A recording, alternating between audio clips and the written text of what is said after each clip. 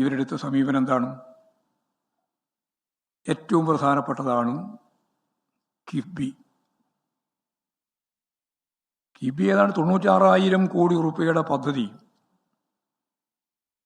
കേരളത്തിലെ ബഡ്ജറ്റിന് പുറമേ നടപ്പിലാക്കിയിട്ടുള്ളൊരു സംവിധാനമാണ്. 96,000 കോടി രൂപയുടെ വികസന, അതിലും പ്രത്യേകിച്ച് നിക്ഷേപം, നമ്മുടെ നാഷണൽ ഹൈവേ ഉൾപ്പെടെ എല്ലാറ്റിനും വളരെ മുമ്പന്തിയിൽ നിന്നിട്ട് പ്രവർത്തിച്ചിട്ടുള്ളതാണ് ഈ കിഫ്ബി. അതിനെതിരായിട്ട് കേസ് കൊടുത്തല്ലോ. അതിൻ്റെ ഒപ്പം തന്നെയാണ് പിന്നീട് കെ ഫോണിൻ്റെ പ്രശ്നം വന്നപ്പോൾ കേസ് കൊടുത്തല്ലോ.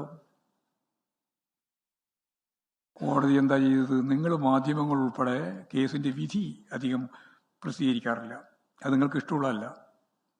2 കാര്യത്തിലും കോടതി തെറ്റായിരുന്നു എന്ന് കേസ് കൊടുത്തവർക്ക് നേരെയാണ് വിധി വന്നത്.